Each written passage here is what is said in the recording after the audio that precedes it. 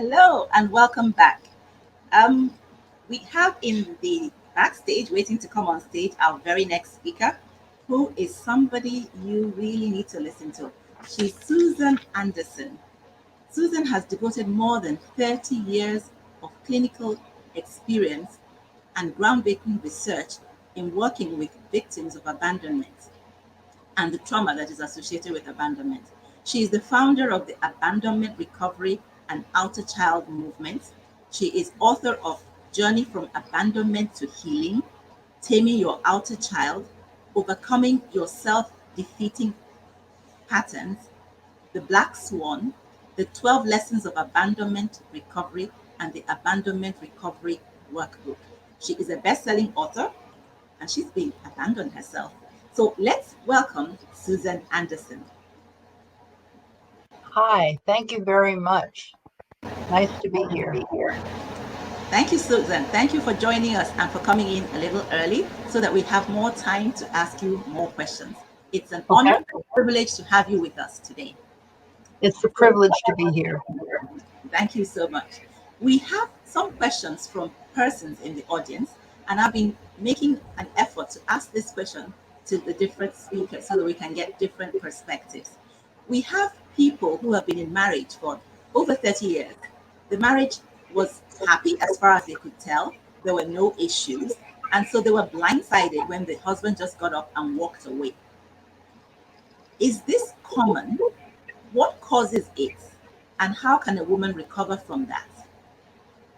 Well, this is my story. I was in the happiest, most beautiful relationship. It was 18 years. Over 30 years is even more devastating because your entire adult life practically has been devoted to believing that it would go on forever. But in my case, my 18 years of this beautiful relationship suddenly ended. My marital partner left me for another younger woman. So in my case, what had happened was that, sort of a cliche, being left for another woman. So, what happens is, especially I think for women, we create a home. We're nesters. We're not traditionally as much into conquering the world outside, although many of us do. I think both you and I probably do a lot of outside the world conquering, but traditionally we create the hearth, the home. We build a life around love and commitment and a person, make them happy and somehow cope with all the wrinkles that occur in a relationship. And somehow, very often, women get blindsided because that whole world of theirs is shattered when their partner doesn't feel that this is the center of his life. He has the world outside and other interests, or gets an idea about what would make him happier. And this happens frequently. So it's frequent. So, how does a woman move forward when she's been abandoned? The reason why this question is important is that um, this interview series has made me understand that being abandoned when you thought the marriage was going well can be more shocking than if you knew you had issues. So, people who have had issues might find it easier to recover. How does a woman recover when you didn't see it coming? Well, let's just start right off saying it's very, very challenging. It is truly a crisis, an emotional crisis. And the rest of the world has a hard time recognizing how severe the crisis is. So, the one thing that we have to do for each other as women who've been through this is validate that, in fact, this is almost a life threatening crisis. It hurts so much because, as you point out, we didn't see it coming. There was no preparation. We don't have a reason in our head as to what happened. So that we are bewildered in addition to feeling abandoned. So the feeling of bewilderment means we really lose a sense of control because when we can understand something, we gain, okay, not a lot, but a little bit of control over it by understanding it. When it's beyond our understanding, which is a very common thing, this does happen a lot, there is no control. So it's as if you could be just floating in your life and boom, for no reason it can be taken away from you. So the disillusionment and the bewilderment add to the rest of it. But the biggest burden of it is the shame, because it's very hard to talk about shame because that's the one thing hardest for us to admit to. But by being suddenly blindsided, we have the shame of being naive and foolish and not seeing it coming. We have the shame of being considered unacceptable, disposable, throw us out to the curb, wait for the garbage trucks to pick us up as if we have no value. We have the shame of loving our partner and doing everything we can to participate and make the relationship work, but it not being enough. We're not enough. So there is this tremendous crisis of bewilderment and shame, and of course, fear. Because without trusting in anything, then for a while, where do we go? How do we move forward? We can move forward. There is life after abandonment. We do gain strength from it. We do turn it into an opportunity for growth, but not overnight and not by snapping our fingers. It's a whole program, a process that we have to work. Thank you very much for that insight. So, what does abandonment encompass? Abandonment really is a very general term because it really is a net that encompasses everyone. You can't be on the planet as a human being without feeling some abandonment because we were all born. And at one time, all of us started out in a womb where everything felt comfortable and copacetic. And then at some point, we were born into the world. It maybe the room was cold or the hands that helped us get born were cold, but we didn't have perfect. We went from perfect harmony with this womb to the world that was perhaps cold or distant, and our needs were not being immediately met. So all of us as human beings have, a primal fear of being disconnected again, of disconnection, because we've experienced it right from birth. And so as we go through life, we get picked up and held, and that feels good, and fed, and then we get put back down somewhere. And then we feel the disconnect. And this happens, we get held again, and then put down, and then held again, and put down. So we know what it feels like to go through connection, disconnection. So we all have a vulnerability to abandonment, all of us. We are all vulnerable and all have abandonment fear. So abandonment refers to that feeling of somehow not being sure that we won't die alone, not being sure that we'll always have someone to love us, that fear of being left behind. It is universal. Thank you very much. And what has this got to do with the outer child? What exactly is the outer child? Well, when we're young and little, when we're little and we have, feelings of all kinds, we don't just sit there and let it all happen. By the time we're 6 or 7 or 8, we start reacting. We might duck or avoid an unpleasant task, or we might do all kinds of behaviors that are designed to make us feel more comfortable. We might talk back. We might become quiet. All the different behaviors. They could be opposites of each other. And all of those behaviors are, as children, designed to help us cope with the primal fears, feeling ashamed, being scared of an outcome, feeling lost, all the different things that children feel. When we become adults, those reactions have become habits, and they're all a reaction to abandonment fear, right? So in adulthood, we have a whole host of habits that we acquired earlier on. So in adulthood, maybe we picked up the habit of eating when we're nervous, or we picked up the habit of taking some kind of substance, and later on it becomes alcohol or drugs. Or we take on the habit of withdrawing and becoming isolated, or we take on the habit of being too, telling people what we think and getting into arguments. And so the habit of that we form as in a way of defending ourselves as children in adulthood, when those habits continue along and they have become counterproductive to us, we can call them an outer child pattern. It's the not the inner child, the innocent, abandoned inner child. It's sort of the reactive part that can sabotage us. Thank you very much. My next question is, we can heal from abandonment actually. How can we heal from abandonment if we still have an outer child that's manifesting?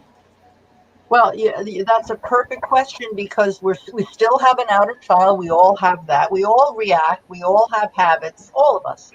We're all just so human, and this is something universal. Some of us have really bad habits, and some of us have habits, but we all have them. So how can we heal when we have a primal wound? We have all kinds of habits of self-sabotage, all of us, and some of us more than others. How can we heal?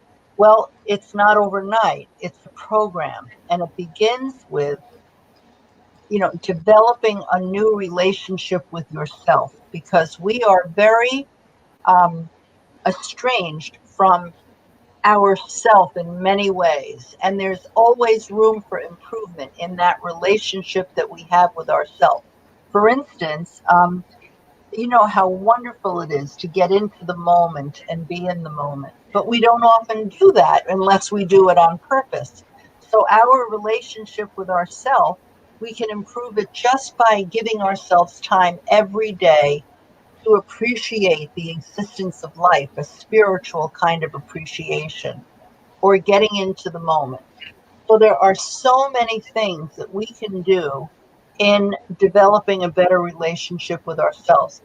That I just gave you a small example, but there are exercises that help you build a loving, self-accepting, non-judgmental, compassionate, self-empathetic relationship with the self. And that relationship is the healing power that helps us get through the abandonment. Thank you. So it's good to know that there are steps that you can follow to help you heal.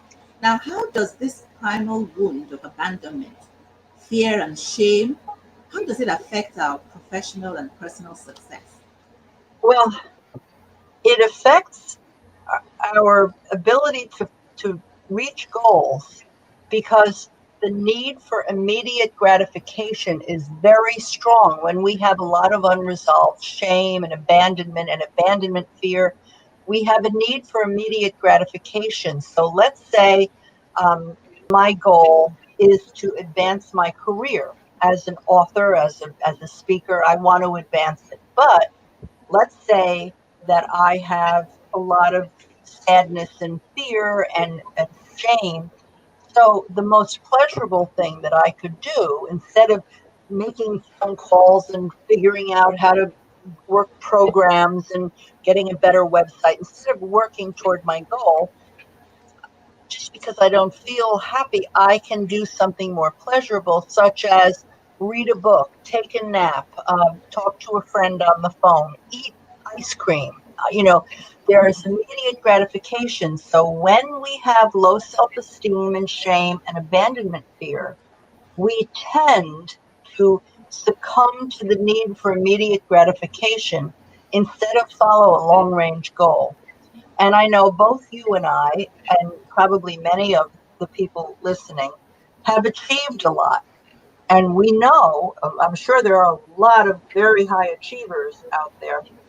We know that for every achievement, we had to delay short term gratification. We had to say, not now, I have to study now. Our friends are out hanging out and having a wonderful time, but we have to stay in and study because we have a test or whatever. So we already, I'm sure, in your audience, and you and I both, have learned how to delay gratification. But even though we're pretty good at it, I'm sure there are areas where we put it off, we take the easy answer, we do the easy thing instead. That was my signal to make sure to be on air. Um, and we do those things, those immediate gratifications, and that instead of promoting ourselves. So everyone, no matter how successful, probably could be more successful if they could work on their abandonment fears, their shame, develop a better relationship with themselves, the inner self, and work on that need for immediate gratification, which immediately helps to raise your self-esteem. Thank you so much for that insight. How does unresolved abandonment trigger patterns of self sabotage? Well, the self-sabotage, again, we're talking about something that really is true for all of us, but to different degrees. The self-sabotage um, is a way of self-abandoning. So let's take a goal. I'm using a very sort of almost a stereotypic goal for women. But let's say the goal is to get in better shape. We're trying to look better. And in order to achieve that goal, we have to go to an exercise program and we have to eat certain foods and we have to eat more or less than we're already eating or whatever. And it involves all kinds of self-sacrifice. If we love ourselves a lot and we have a really good relationship with ourselves, I'm using such a corny example, getting our bodies in shape, but it illustrates.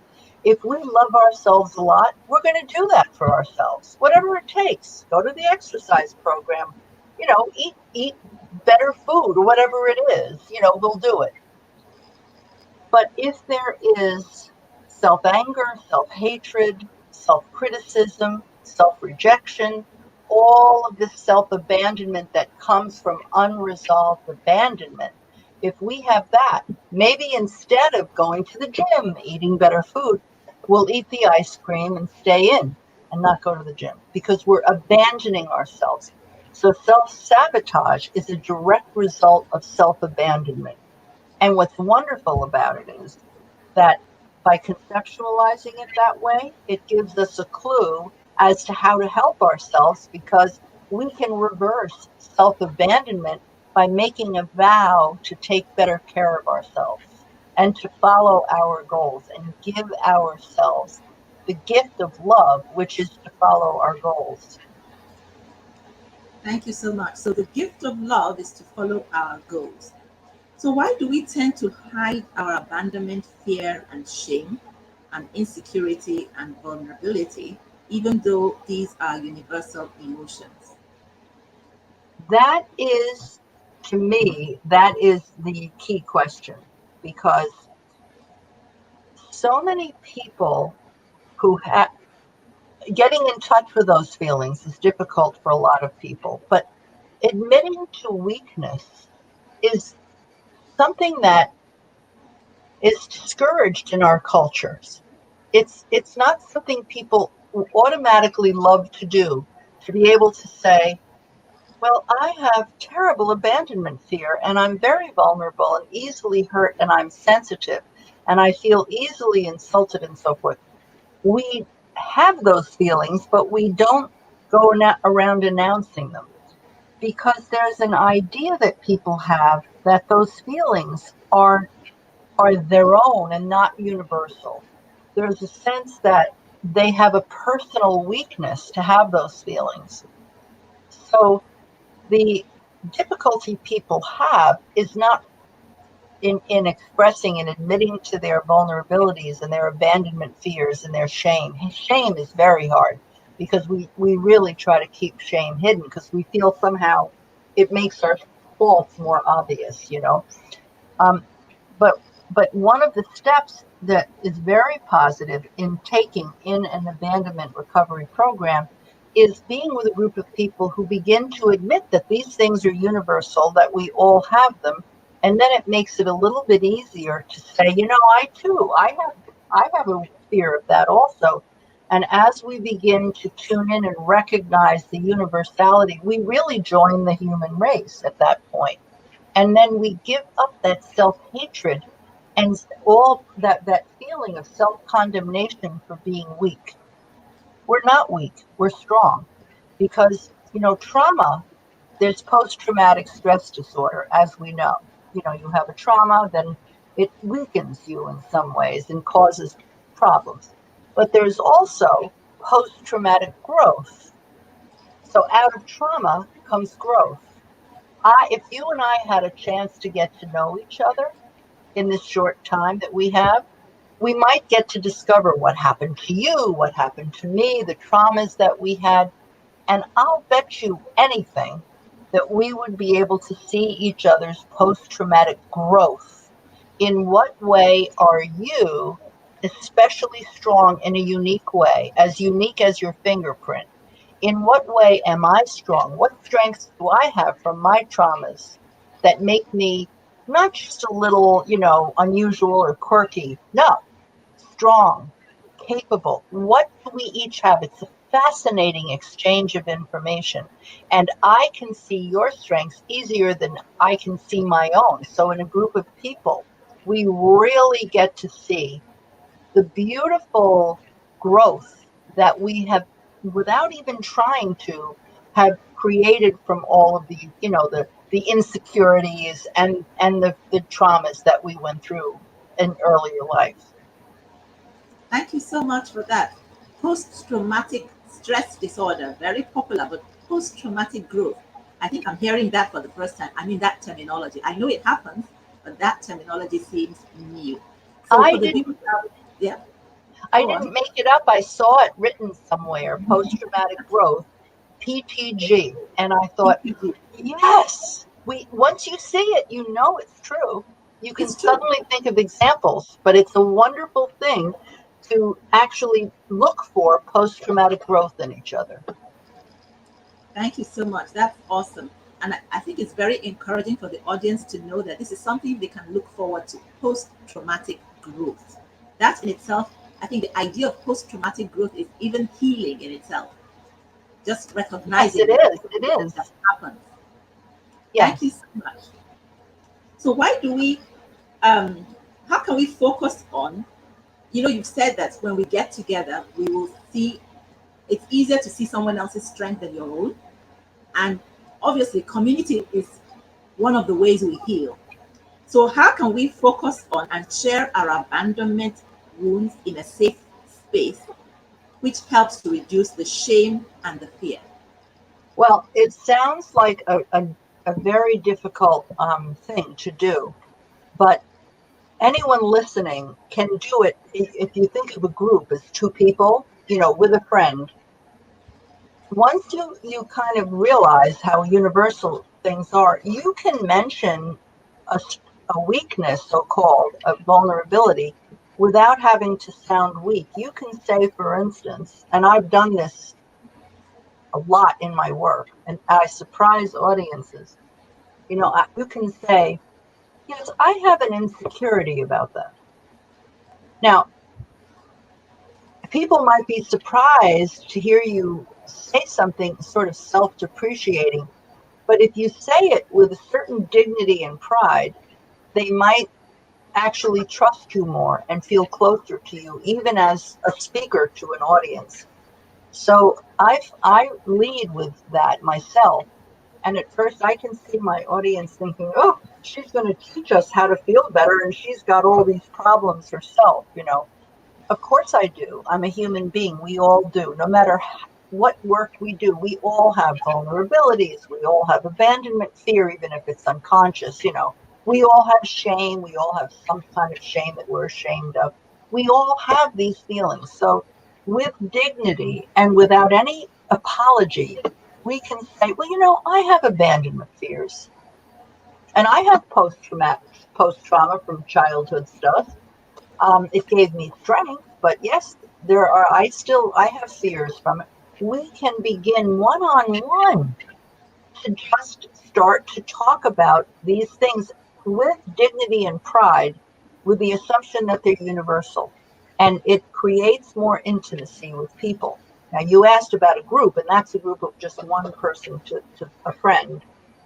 But you can, when you do this in a group and you create a group and everyone shares, what their childhood trauma was, or, they can describe their childhood a little bit and what insecurities came out of that. And you get a group of people doing it. That group of, usually it'll be a group of professionals. That group who hasn't told you, they didn't have to talk about their current personal lives. They didn't have to talk about their marriage or, they didn't have to divulge anything embarrassing going on in their current lives. But just by kind of talking in general about, you know, vulnerabilities that develop and, childhood issues, that group becomes so intimate and close and bonded, and there's a level of trust that develops. That's great. So it doesn't have to be something organized by somebody else.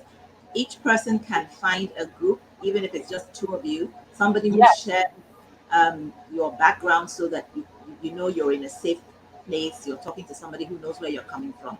yes. That's great. The That's safe great. place is an important piece of that because, it's important. I think most of us have a pretty good instinct for it. I bet most of your listeners, but we kind of know who's safe.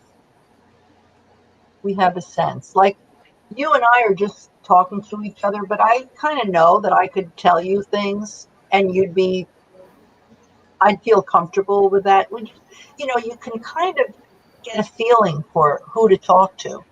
And of course, it's an experiment, so we try and if hope that we get a positive response and so forth. But with people in your audience, you already have some relationships and friends, and you kind of know who you can talk to already. So there's a built-in safety valve that allows us to take a little risk and say a little more to a friend, and then welcome them to join us. And do you ever feel this way? That kind of an exchange. But it's terribly helpful to be able to bring what has been held down and secret and hidden, to bring it up, to let it come into the relationship, let it come into the room. Keeping it held down and having to hide it is what gives it so much potency. I see. Thank you so much. We have a member of the audience that asked a question. She said that her husband of over 20 years picked up and left. Now, that was hurtful, but what hurts her more is that he's turned his back on his teenage sons. He doesn't care that he doesn't see them, he doesn't look to find what's happening with them. If they reach out to him, he sort of is not interested. She wonders, how can somebody turn his back on a marriage, turn his back on his children, and totally forget 20 years? And this was a marriage where she thought everything was going fine. How can those young men heal from this kind of abandonment? Because she's not the one being abandoned now. She's come to terms with his abandoning her, but she cannot understand how he can abandon his children. Yes, as the woman, we're speaking about these things happening with women here as in this discussion. It happens to men too, of course.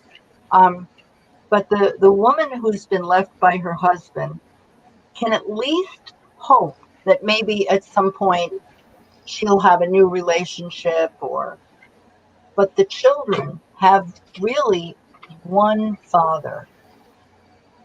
They might have father figures, which is very helpful and can really save the day, but they have one father.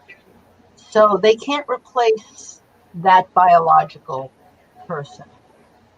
So the stakes are different for the children who've been abandoned. If they've been abandoned, I mean, a lot of times, let's say the father leaves, and the father now he's the one abandoning, but yet he's now lonely and worries about his children. And now he needs his children in a way he never did before. And he even connects with them and forms special new relationships. But sometimes the father just leaves the whole thing behind. And the children have a very difficult time. And it creates shame.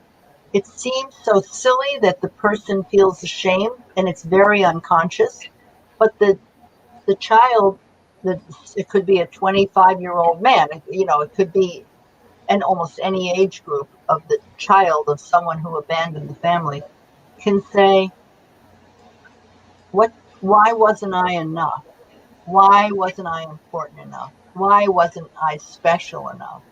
Why didn't I form a better relationship with him? Why don't I count? Why am I so weak and puny and unimportant to my father? So even though those are unconscious thoughts, the abandonment of a father of his children creates shame. And so it is very, very important that everyone recognizes what the children are unconsciously, the terrible assumptions, the fact that they will have a reduction of self-esteem from this, and that there has to be a lot of support to let the children know it is not you, it's not because you're missing anything. You're not, it's not about you at all. But it's, those are easier said than done words. But there still has to be a lot of support to understand the fact that this is a real wound and it won't show on the outside. A lot of kids act like, all right, they don't let it show, but it's very much affecting them. Thank you. So, what can the parents, who is the remaining parent, do to lessen this hurt and to help them not have long term effects of this abandonment? Well, I mean, there are a lot of things that can be tried. It doesn't, you're among your listeners, you might have people there who don't don't have the luxury of doing these things, but if they have an open communication with their ex, they might not have the luxury of that. But if they can, their job would be as translator to be able to tell the ex what impact this could be having on their children, the self-esteem, the shame, the awful feeling of not being able to ever replace their father, the terrible loss that, and in a young person, it's so hard to find words for, so they're not, the child won't be able to say these things. The parent becomes the translator. So if you have the luxury of having access to your ex, sometimes they won't talk to you. I mean, you know, communication is cut off. There's nothing you can do. But if you have that, that's wonderful. And if you don't have that, of course, if there are professionals around to help out and provide support, that's always, a wonderful thing. But if you're doing, your own work with your kids, really it is to be in empathy, to really do sort of that active listening where you say, I can imagine it must feel awfully belittling to have your father leave like that. It had nothing to do with you, but I know it doesn't feel good that, that dad um, isn't in contact. It has to feel very dismissive, as if you're not important. And of course, you're important. It has nothing to do with that. For the parent to really anticipate what the child is feeling, put it into words for them, and not expect the child to say, "You're right, that's just how I'm feeling," because children will say, no, I don't feel that, whatever. Children have such a hard time identifying these feelings. But the parent, not all children, some children are beautiful in expressing their feelings, but very often, and the parent can play a very supportive, sensitive role in trying to soften the blow. For this will go on for years, at least a year, if not two, of needing this support, if not longer. So, on average, typically you say between 1 and 3 years. I would say it could go on, like if you talk to somebody who's maybe 50 and you look back on their history, and then they can say, well, I had a pretty good childhood. My father left when I was 14 and I lost touch with him.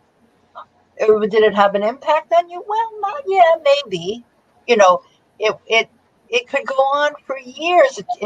You don't know in what way did that 14-year-old organize his whole personality around coping with that?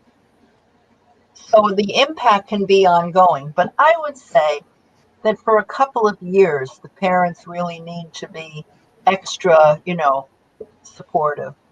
Extra supportive. Professional support would help. I think so. I mean, it depends on the level of professionalism that you can find, because again, the young child will have a very hard time putting any of this into words because children have a hard time identifying feelings. Um, they have a hard time putting a feeling word to a feeling. They just saying something like, I feel sad because dad left is that's difficult. So parents really have to find professionals who understand children's communication and understand the abandonment wound. So, but it's so helpful because, children also feel, listen, I'm sure everyone's familiar with these loyalty conflicts. Somebody leaves, and then the child feels, you have two kids, one feels supportive of you, and the other one feels, poor dad must be out there feeling so abandoned. They actually feel abandoned very often for the other person. So there is so much going on, the loyalty conflicts and so forth, that it really requires some expert, understanding of that, and or the parent has to be very tuned into all of these feelings. That's very useful for people who are going through that kind of situation.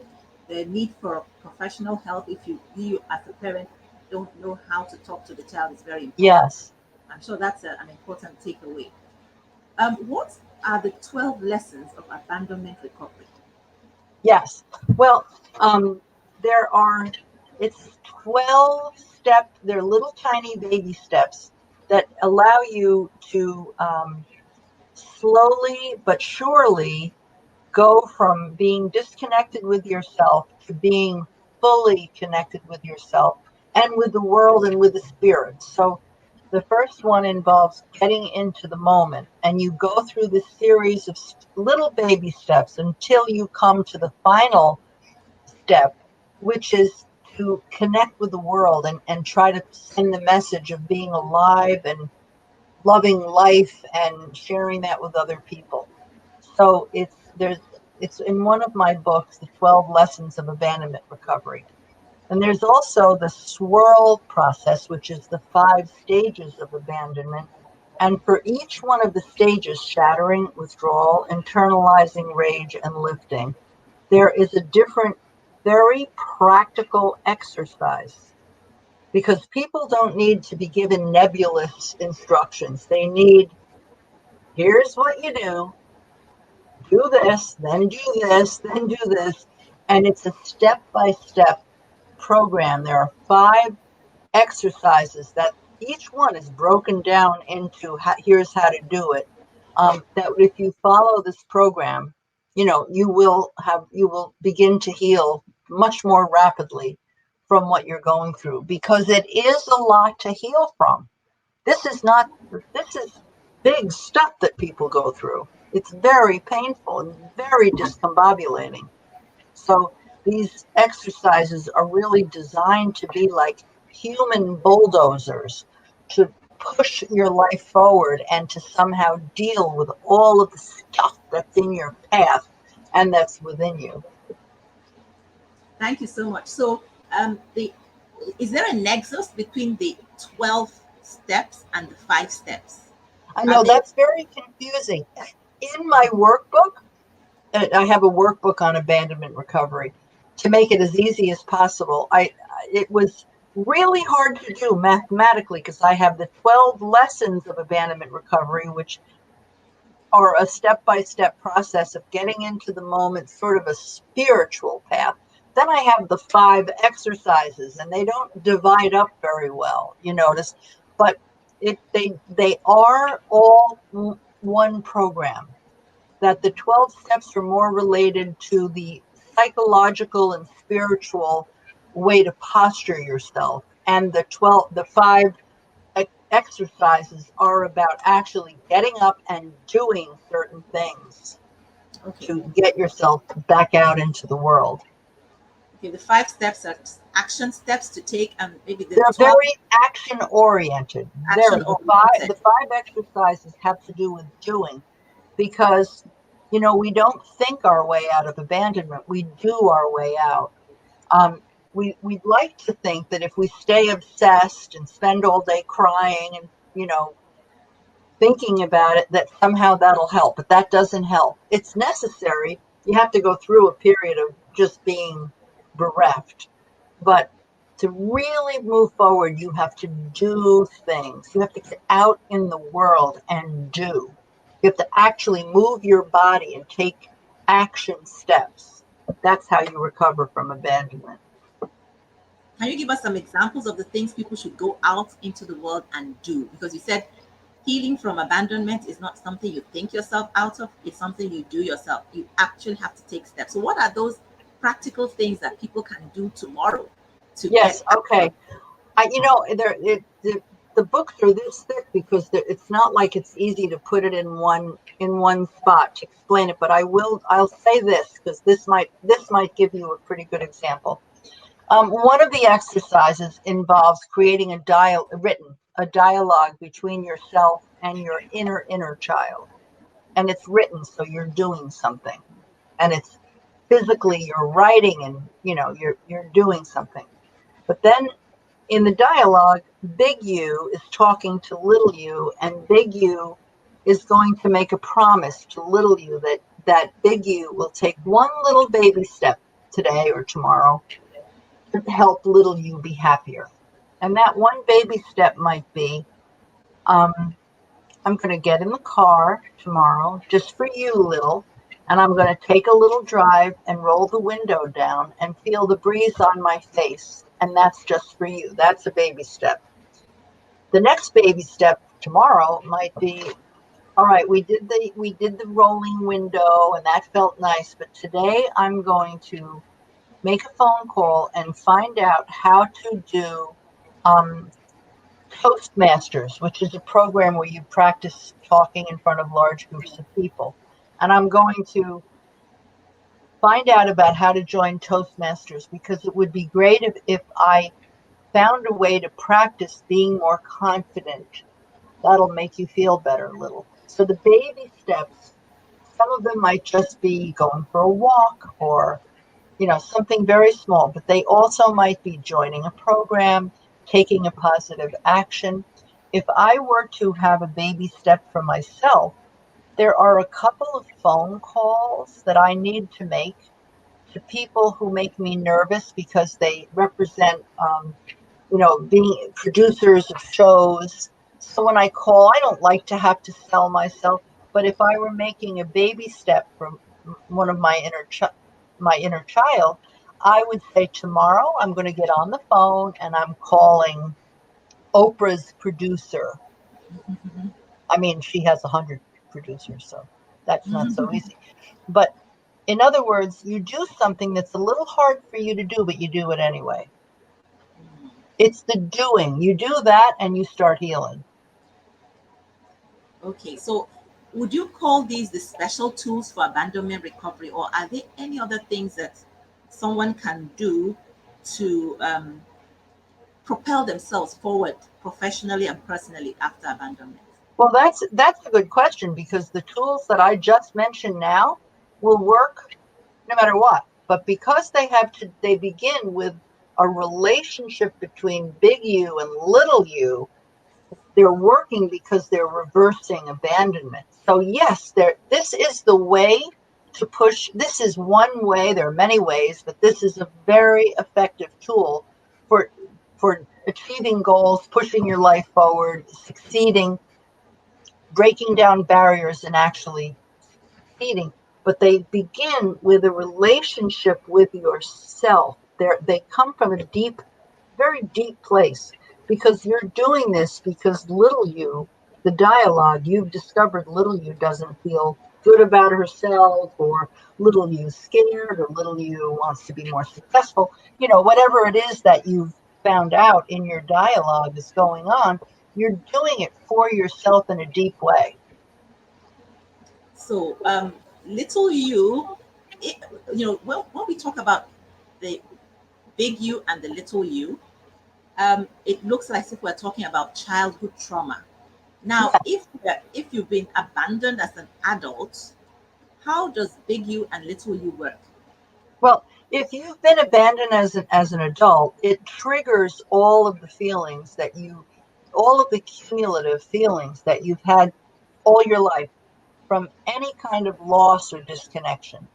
And like I said, some people have had very happy childhoods. They can't identify a trauma. Then they might say, well, but my grandmother died when I was 7, something like that. But everybody was born, so everyone has the fear. So when you talk about little you, you're talking about the most innocent emotional part of yourself that has all of your worries, your sadness, your excitement, your anticipation of, ooh, how exciting something is coming up. It contains all of your emotions, positive and negative. And that's little you.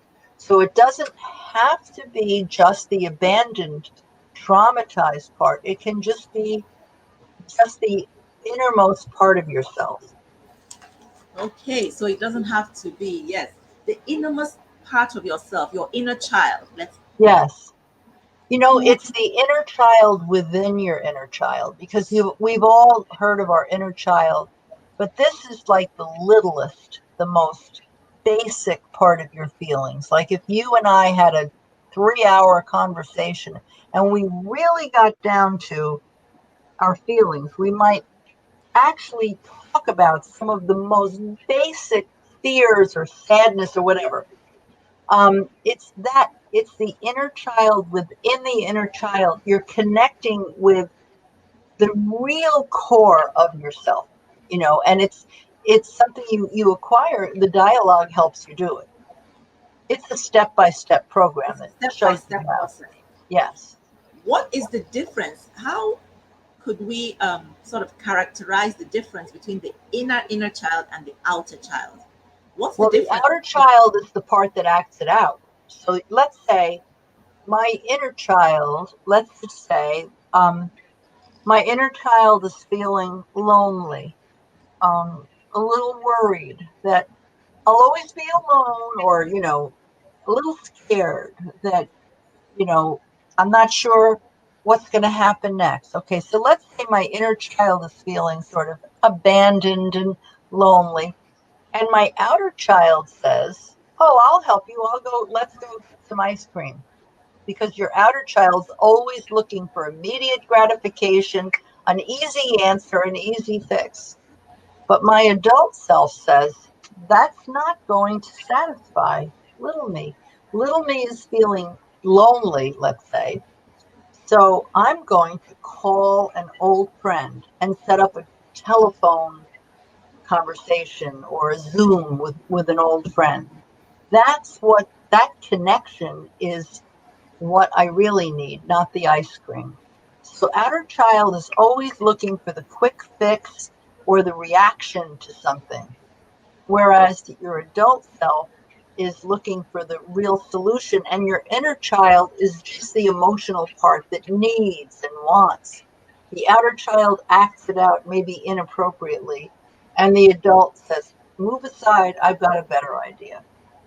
oh, that's a very very clear explanation now of what the difference is and how we need to approach the inner child. So it's for someone who's gone through abandonment and the person feels hurt and feels that the child who is still talking to the husband is sort of betraying her. Which part of her is hurting? Or which Well, part of her is the inner manifesting? child is feeling the desperation. The adult self might be confused and needs to really do some work on what would be the best thing, and the outer child is doing what it wants to do, talking to the husband, the outer child sabotaging the situation. Okay. Thank you very much for that explanation. Um, in your experience of abandonment, um, husbands abandoning their wives, is there any common thread? Is there anything that characterizes the type of husband that would do this? Oh, well, I mean, I would like to say that abandoners, the one who walks away from, tend to be narcissistic. They tend to be a little selfish because if you and I are married, I realize that's an unrealistic proposition, but if you and I are married and I walk away, it means I'm a little selfish because I'm putting my own happiness ahead of us. Whereas you might not walk away because you not only care about yourself, but you care about me too. I'm just showing that sometimes abandoners are able to do things that can hurt somebody else, but they do them anyway. But you know something? I have seen very, very caring, good people lose their connection and have an affair or just feel unhappy and they don't know how to solve it. And I've seen people walk away who are unable to connect with the relationship. We're talking about long-term marriages, but there are also people starting a relationship, getting into a relationship for the first time.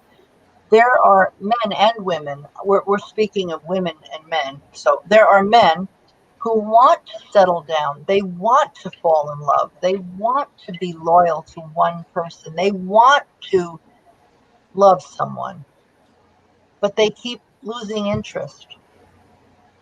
It's a very common phenomenon. So there are some very fine people who have a very difficult time staying connected, and it can have to do with their childhood trauma, all kinds of things. So it's hard to say that all abandoners are egocentric and narcissistic and selfish because, it's not always the case. Thank you so much. So, from what you have said, it would appear that everybody, even if they don't have issues yet, would benefit from doing some inner child work. Do you think this could prevent people from abandoning the marriage if Yeah, everybody I think that dealt with that's their the trauma? outcome. Yeah. If you develop this kind of a relationship with yourself, and the dialogue is one way to help it. There are many exercises, but I just use that as an example. But if you develop this relationship with yourself and with the world outside, you're developing the inward and outward relationship. But if you do that, it becomes much more difficult um, to remain ignorant of the other person's needs or feelings. It becomes more difficult to choose a partner based on just money or looks or, something like that. There's a lot more depth and commitment that go into relationships. Everyone can benefit from this, anyone. Anyone can benefit from this inner child talk.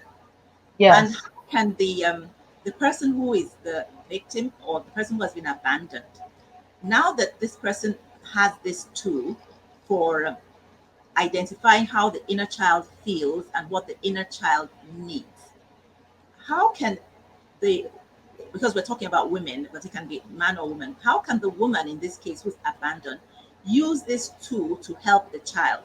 Because the father has left and this child is still a child at the stage when these traumas um, become part of the child's psyche. With this inner child that the adult self discussion the adult self has with the inner child, how can you teach a child this tool since the child is not an adult? How does Well, the child have its own inner child discussion? you teach it by becoming, you know, a slightly different type of parent, because when I started working with this exercise, unfortunately, my children were already 17 and 15, or actually 18 and 16. They were already grown to that extreme. But I became such a better parent once I got in touch with my inner child, the inner voice, the feelings. I was so much better able to relate to my own children. And anyone who gets involved in this inner child work, the dialoguing, becomes a better parent. Now, when you begin to relate, let's say you're going through an abandonment, you're in an emotional crisis, there are no easy answers, your life is, it's just painful. You're filled with the shame of being discarded and thrown away by someone. It's very difficult, but you have young children. But as you begin to do the work, your relationship with them improves because your sensitivity and your awareness increases. Then they become more in touch with their emotions because, as a parent, as a mother, you are touching those emotions in a gentle, empathetic way. So it kind of creates a more aware child and a more in tune child who feels, instead of feeling weak for crying, feels good about crying, or instead of feeling, damaged because they have trouble doing something, they forgive themselves and understand that everyone has their own issues. So it is a very positive parenting approach to do the work and then let that work um, help you be a better parent. That's awesome. That's awesome. And I guess these are some of the positive things that can come out of what is an adverse situation. Many positive things, and that is definitely one of them. That's just awesome. What else, in your experience, are the positives? What else can people, I mean, some of this post trauma growth that takes place so that we can recognize it and know that we are on the road to recovery? Um, I think, as a result of going through adult abandonment trauma, and it is so painful. So it's hard to imagine that growth comes out of it because it is so debilitating. Um, but as a result of going through it consciously and working with, some of the tools of the program, you become more capable of unconditional love. You become more realistic. You begin to look at your own values and other people differently. If you choose a new partner, that you discover that your values may have changed as to whom you find acceptable. Your criteria changes. But more than that, you develop a sense of your own 2 feet standing on the ground, anchoring you. You discover that emotional self-reliance feels really good. You can still love somebody desperately and have beautiful relationships, but to discover that you are capable of standing on your own 2 feet, that you can give yourself love, you can give yourself security. When you make that discovery, it starts to give you a real kind of deep self esteem, not, oh, how beautiful I am or whatever. It's based on, I can stand on my own 2 feet. So the post traumatic growth isn't impressive and, showy. It's the dignity and the pride and the self contained attitude of the person. That's excellent. So post traumatic growth is sometimes invisible to the outside world, It can be invisible. but the You know, person who, when you see it in people, you feel it over time. You can feel that they have extraordinary things about them that are strong and pure and wonderful. okay, That's great. I just want to know how someone would know that they have grown. What's the barometer for growth that they can look at and say, okay, I've grown? That is such a good question, because what's interesting about that is, um, a lot of times when I introduce the concept, and again, I didn't make it up, I read this somewhere, but nobody ever heard of it. So when I introduce it, people are like, do I have it? It's very hard to know what your growth is. But as soon as I introduce it, people start to notice it in each other and themselves. It begins with hearing the word, really. I mean, it doesn't real. I mean, there are a lot of people can say, um, my father beat up my mother, and eventually he killed her, and then I had to grow up with my father, and he was an alcoholic, and then he left, and I was 14 and I was on my own, and I went into foster homes, but as a result, I am such a strong person, and I'm in program, and I help other people, and I'm a therapist, or I there are plenty of people who know that what they went through made them who they are today, and wouldn't trade what they went through for anything. That doesn't mean that everyone who has a lot of resilience and strength knows it. It's a beautiful thing to, some people do know. I went through hell and this is who I am now. But some people don't. They just don't realize it, because the strength may be subtle.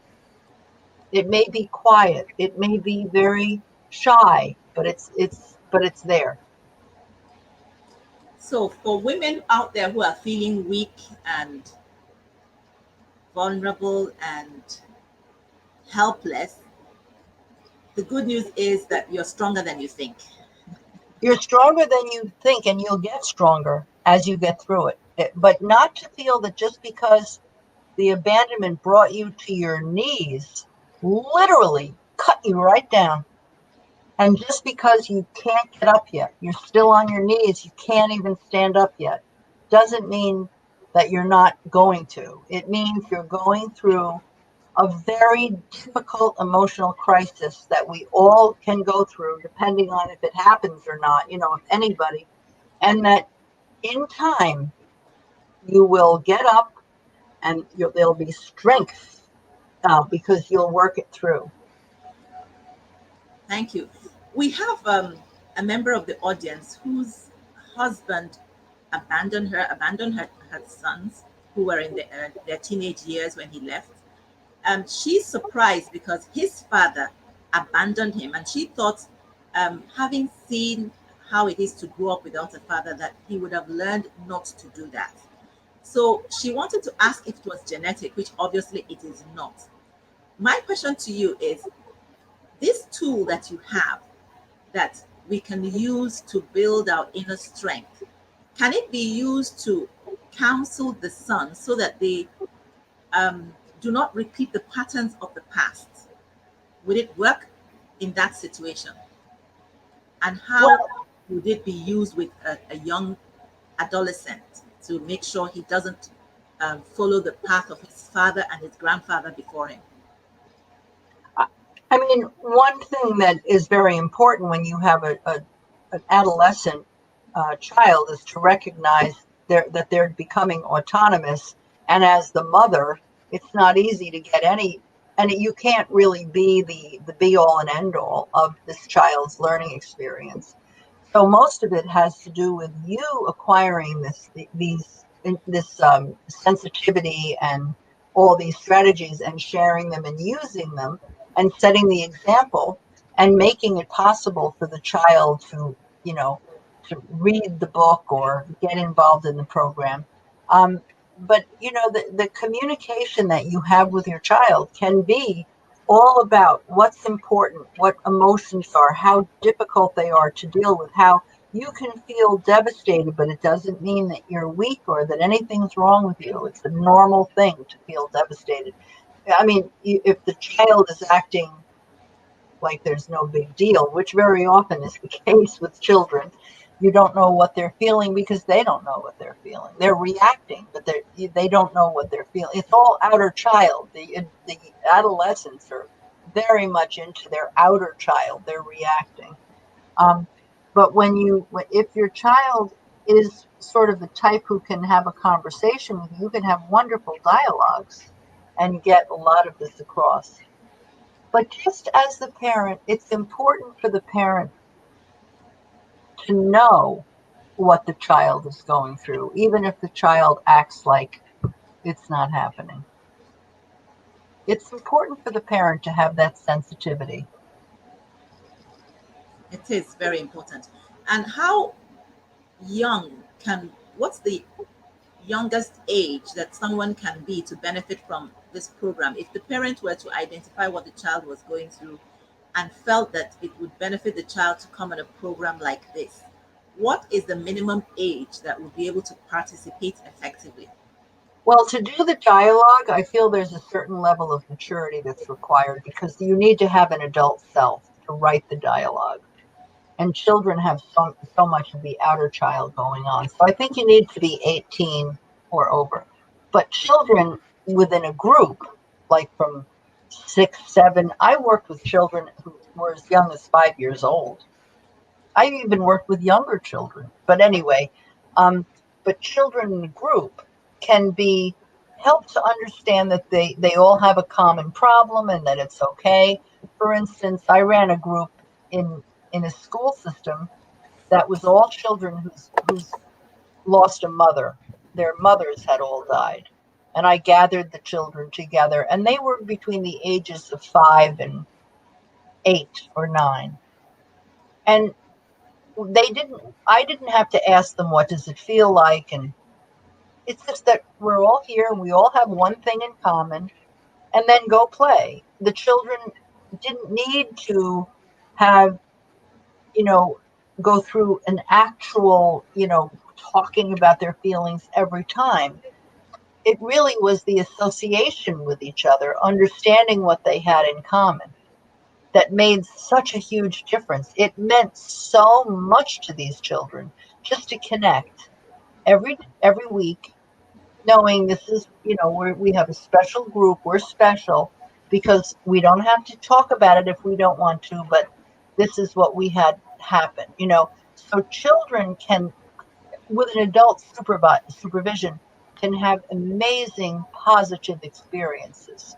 And when they get to be teenagers, then they can talk and share. It's wonderful for children.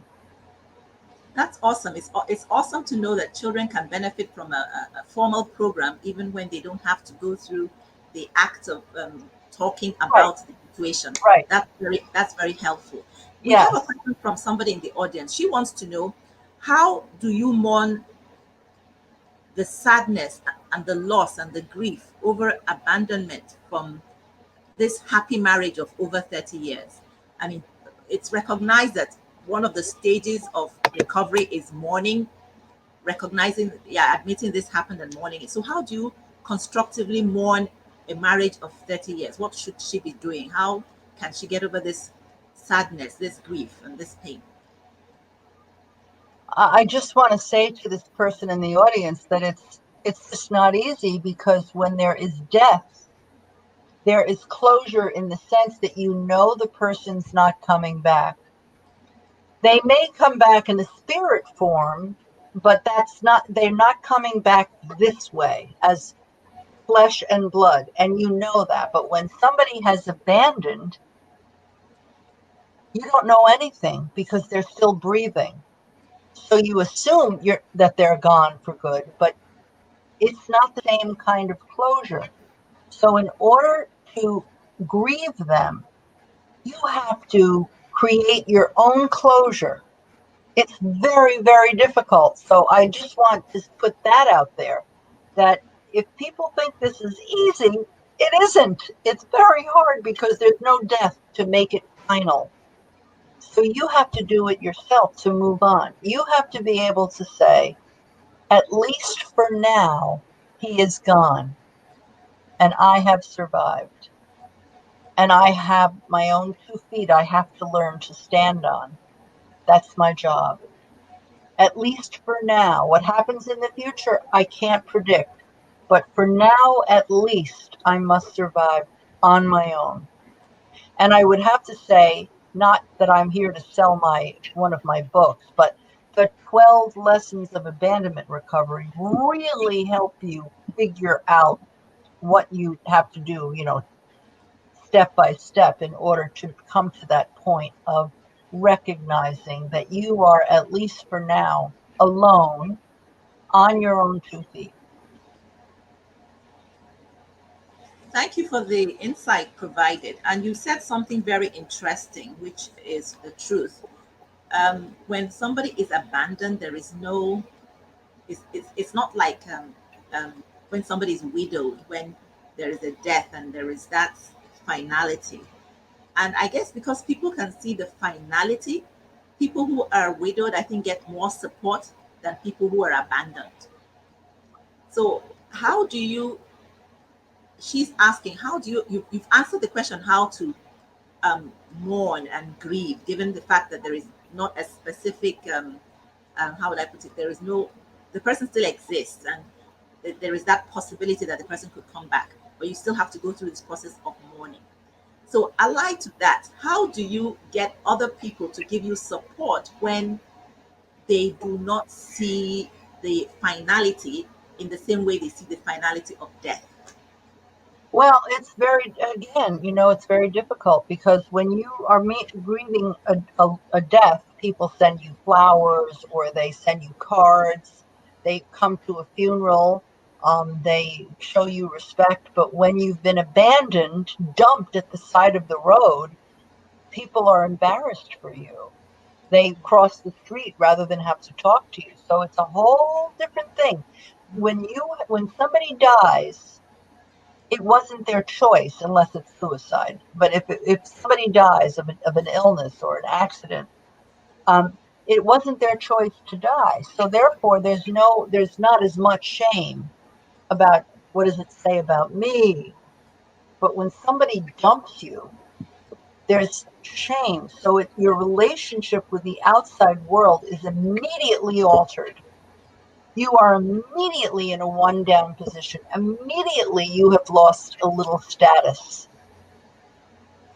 Even I did. My friends who saw me as, they had me, they respected me, suddenly began giving me advice after I'd been abandoned, as if I was someone who needed lots of advice. Because I could see I had lost, very subtle, but I had lost a little stature because now I was thrown out by someone. Discarded, no good. So the fact that abandonment involves rejection changes your relationship slightly with the outside world. You regain it again as you go through the process. You get it back, but momentarily you've been vanquished. You've been bested, just like a movie star who's two famous movie stars. And you know what? I can't think of an example right now, but they're right there. Nicole Kidman and oh my God, never mind. Think of two movie stars, Mhm. and he jumped her. Which one looks like the loser at first? The woman did. Exactly. So she has to go on, act like angry, and she has to find another person right away and act very happy. Because if she went, oh, I was left and I love him so much and he left me and oh, I can't go on living, she's ruining her reputation. And so, even though the rest of us are not celebrities, we're not famous, there's a little of that when we get rejected. So, that's something. It's a lot to deal with, but dealing with it makes us stronger. Exactly. Dealing with it makes us stronger. So, something else that somebody in the audience wanted to know was how do you get over somebody who has abandoned you when you still love them? Well, that's the painful thing, is that your love is so impotent. Here, you're giving something so precious to him, love. He's receiving not just any love, your love. And he's receiving your love and he's throwing that away. What, are you worthless? Your love means what? He could get rid of that? Are you that worthless? It is a terribly demoralizing feeling to love someone. I loved my marital partner so much, and I was very good to him. I did everything to make him happy. He also was always making me happy. But I loved him very much. But goodbye, you're done.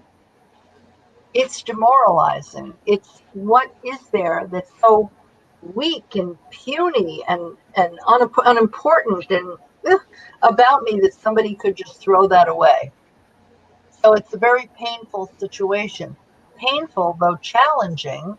And because of the challenge and the need to survive, it will promote growth. Thank you. What secrets can you, or what have you discovered that you can share as that is a secret to finding joy in a painful situation or circumstance? Is there one thing that you could Yeah, share? I do have one. It's always a hard sell, but the power of the imagination is very important. So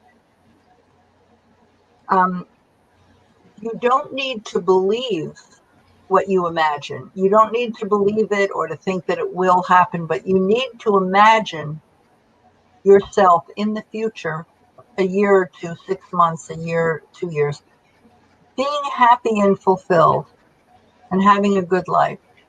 And you need to create that picture using your imagination. You don't need to believe it because, there's so much hopelessness, but you just need to create the image and keep thinking that image. And that is a secret. That's a real heavy duty power tool, but it's a hard sell because people can't imagine why that would be so helpful. So they tend to, oh, that sounds nice, but they don't quite, unless they try it, they don't quite understand the benefit. And it takes a long time to work. You have to keep holding an image, creating it out of your imagination and holding it and thinking of it a couple of times a day. But it is extremely helpful to have vision, to have an image. Thank you. So keeping it in your mind couple of times a day for like how many days? Like how long would this take to take root? Well, I do this in workshops and I tell people it's at least 3 times a day for 3 months. But if you really want to see it make tremendous progress, do it 3 times a day for 3 years, and you Wow, will be in a new place. Yeah, that will definitely work. Three that times will a day work. for 3 years. But if That's you do awesome. it for 3 months, you will see a change. You will see that the things that you don't know how it will change because there's so many variables, but you will see some improvement. Definitely. Definitely. That's awesome.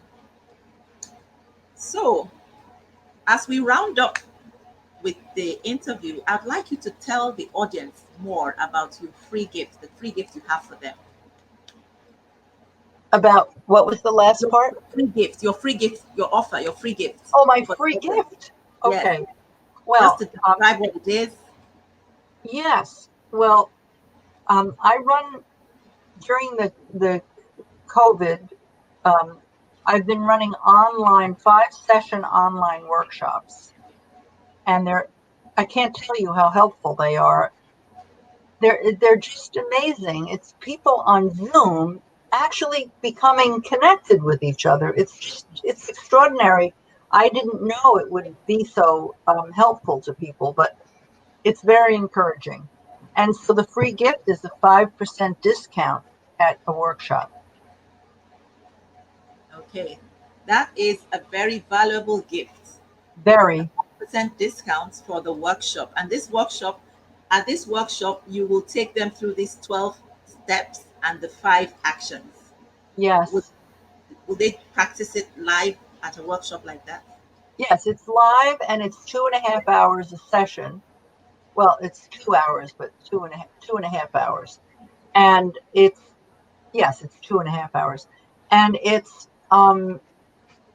people participate, each person participates.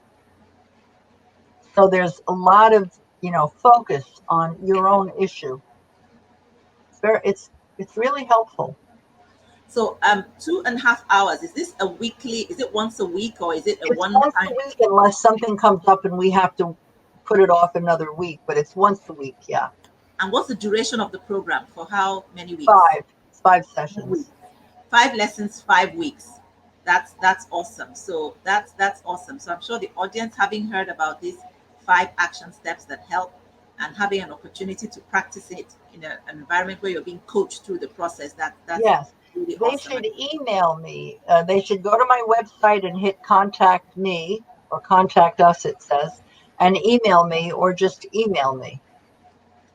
That's great. Oh, So yes. You have my the, website the on link, there. I see yeah, the that. website link is on the screen. So you just click on it, and when you get there, you will have I think an opt-in box where you can opt in for this program. And if that doesn't work for you, you can email Susan.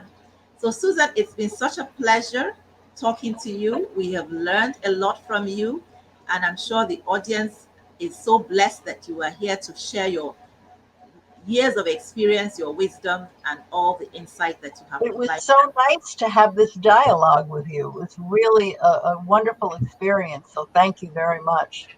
Thank you so much, Susan. And would love to invite you again, and I hope you will um, accept our invitation. Of course. Thank you. Okay.